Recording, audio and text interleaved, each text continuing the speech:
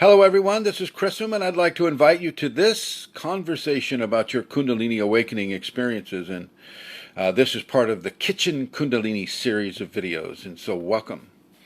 Uh, Today, I'd like to talk with you about celibacy. Celibacy in the Kundalini. You don't need to be celibate in order to have Kundalini. Okay, you don't.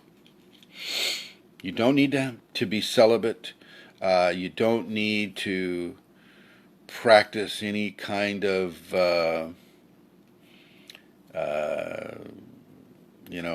method of forcing energy up your spine. You don't need to do any of these things. You can if you want, but you don't need to do it. Sometimes, if you force things, you'll invite problems to occur. First thing you want to understand is that sex is always sacred. No, it's always sacred. And there is a piece of you left within that merge with another person. And within a Kundalini context, you need to understand that. You can have sex, thousands of times, but you've got to remember the sacred quality of it. Okay, the sacred quality of the merging. And it's a form of devotional worship within the understandings of grace. When you merge with another person within the sexual understanding, it's phenomenal. And I'm not talking about an orgasm. Okay, you may not have any kind of an orgasm, but you can really feel the merge. You can feel the merge. And it's a beautiful, beautiful thing. And you need to understand that, but you need to understand it within the context of Kundalini. It's a different deal. When you have Kundalini in the activated or awakened state, to have sex with another person, especially another Kundalini person. But even if the person doesn't have Kundalini, you can feel their divinity. You can feel the merge with them. And they will feel that, definitely, they will feel that with you. And if you're having sex with another Kundalini person, you can feel the harmonies that develop within the two levels of Kundalini frequencies within both individuals, you and the other person. Okay, so it's very important for you to understand that you don't need to be celibate in order to achieve the greatest levels of Kundalini that you can possibly achieve. Now let's get into some of the nuts and bolts of that. Okay.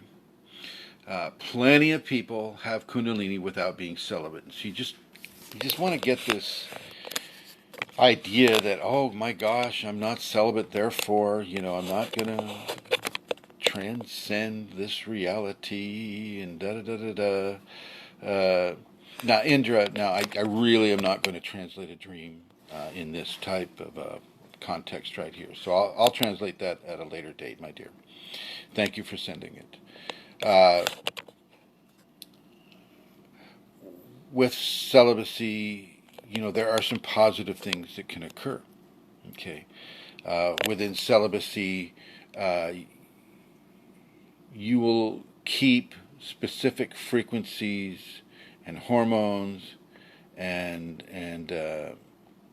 aspects of chi and prana and life force within a certain position within the human being that allows that force to be partaken of by the conscious grace of Kundalini within you.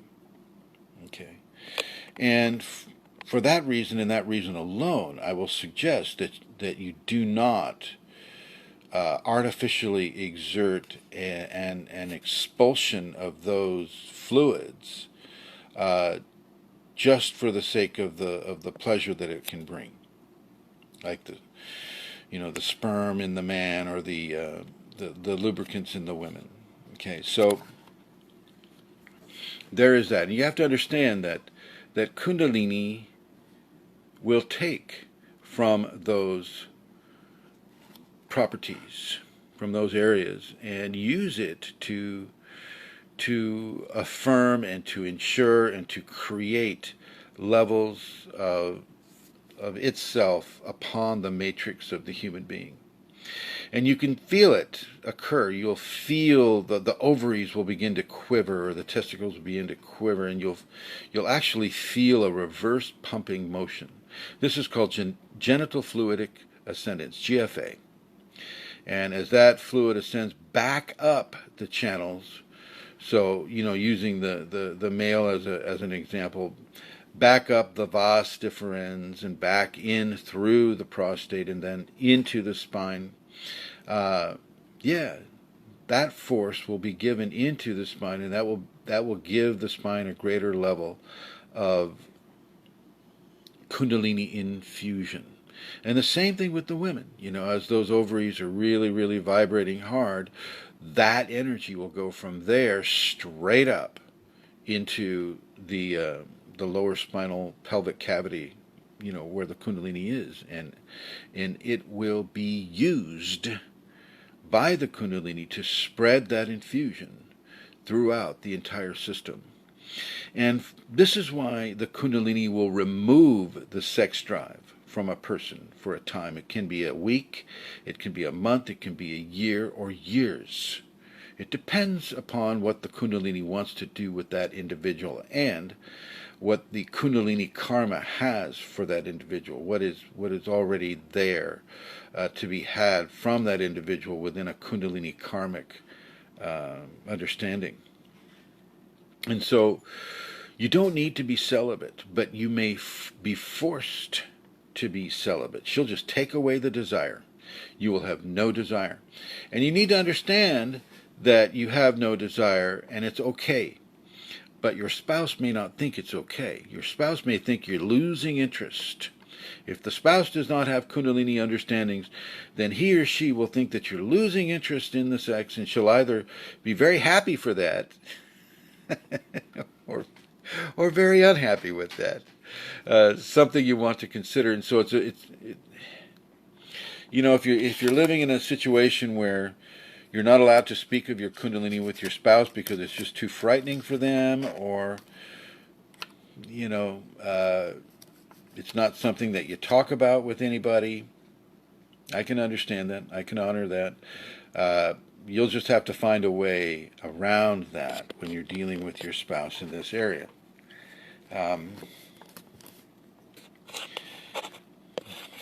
I always find that it is better to be as honest as you safely can be. Now, some of you are married to people that, if they knew that you had Kundalini, then they would haul you right off to the psych ward. And so I don't suggest you talk to people that have that kind of a motivation within them. It's a fear response. And so I don't suggest you tell them at all what they're, what's happening with you. You just, chalk it up to having other things more important in your life right now, perhaps. But if you do have a spouse where you can talk with them about the Kundalini, then talk with them and let them know this is a feature of the Kundalini. The Kundalini itself is taking away the sexual desire. Kundalini itself is doing this in order to insert itself in a greater way into their energetic process. Okay, so it's very, very important for people to understand that. The people that are closest to you, the people that you'd be having, levels of sex with. So understand that, realize that your experience of celibacy may not be a choice that you get to partake of. It will be a choice of your Kundalini. And on the other end of the spectrum, she may cause you to have a libido that is out of this world. You'll be a Kundalini nymphomaniac. Okay, and you won't be able to have enough of that. And I'll still counsel you to preserve your fluids, but you may not even have a choice in that either. And if you have a lover or spouse or somebody where you're having sex with, just surrender yourself and let that go. Let that, and by letting it go, I mean have as much sex as the Kundalini wants you to have. And if that's 10 times a day, then it's 10 times a day, 7 days a week, in all the various ways that that can be done. Okay, you got to surrender to this. You don't try to withhold it. Now, if you have chosen to have celibacy, now that's a different story. And if that is a definite path that a person can follow, the path of celibacy. But here's the thing with celibacy and Kundalini. Okay, it's different if you just don't want to have sex, whatever, and you don't have Kundalini, and you just, it's just not something you want to have ever. That's fine. You just stop having it, right? But if you have Kundalini, it's a different story. Okay, because you will still want to have the Kundalini. That will come into no matter what.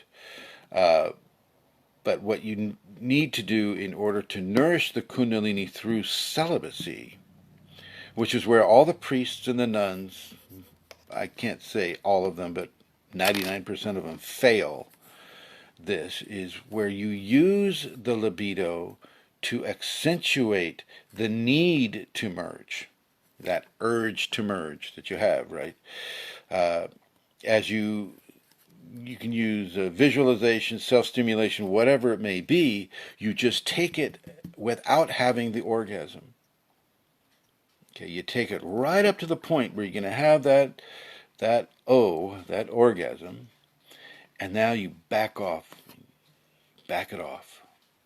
And so now you have this amazing level of vitality and vitalization storming through your body.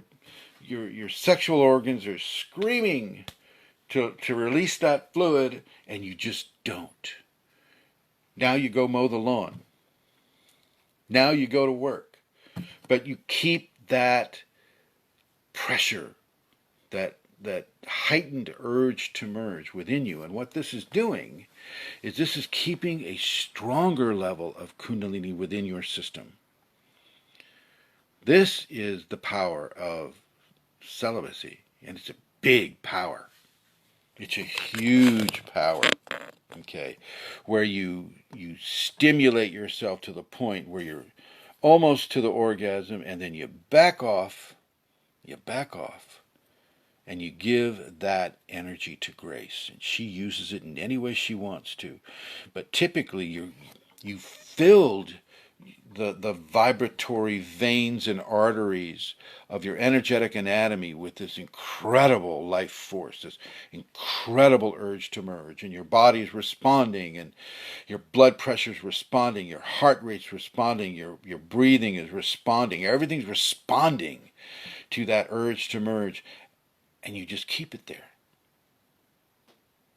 You just keep it there. You walk up to the edge of the cliff, and you just enjoy the view.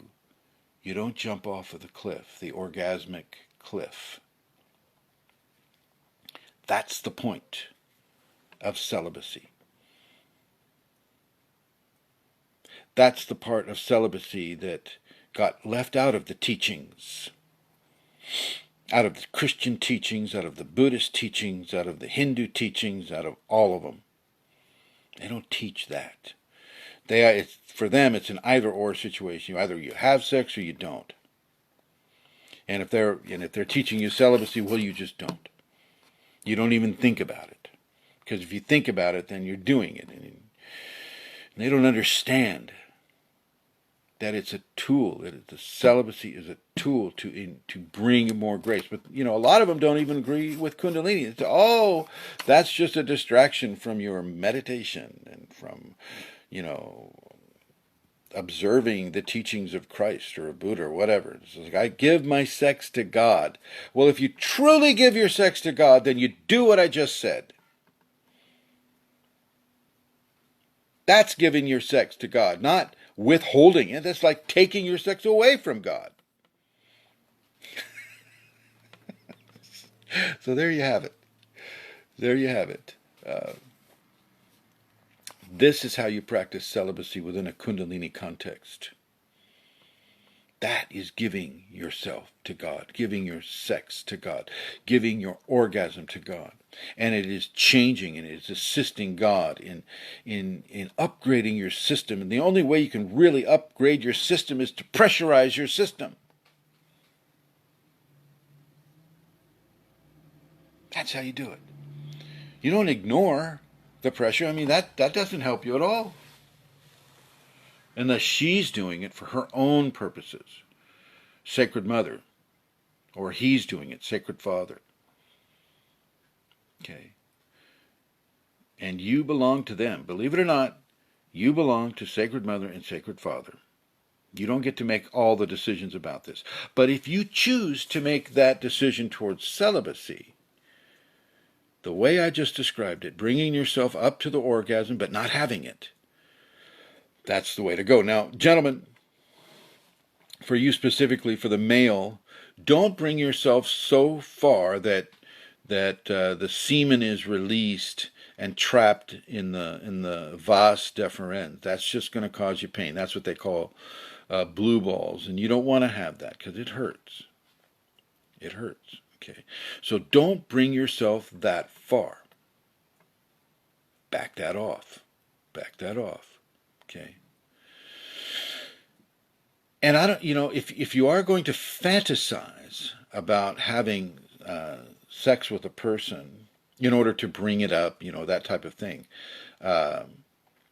make it clean. Try to make it a pure devotion to the serenity and the grace within you. Try to make it holy, sacred. Okay. Don't play into rape fantasies or BDSM or any of that stuff. That is just garbage for the soul. And I know I'm offending some of you, and I apologize, but you need not to damage the body in order to bring about Kundalini transformation.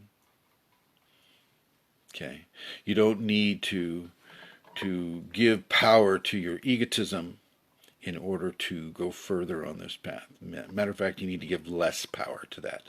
More power to the transformation of the ego, rather than using the ego's status quo and any of the reasons why a person would want to damage themselves in order to gain pleasure.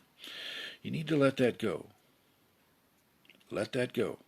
That's my advice. I know other people will have different advices. Oh, go into the pain. Well, you go right ahead. I'm not a, what do they call that? 50 flavors of gray or something like that. 50 shades of gray. I don't espouse that. I don't espouse that, and I don't suggest that you partake in those ways either. So that's the key. That's the trick to celibacy. Okay. Thanks for watching.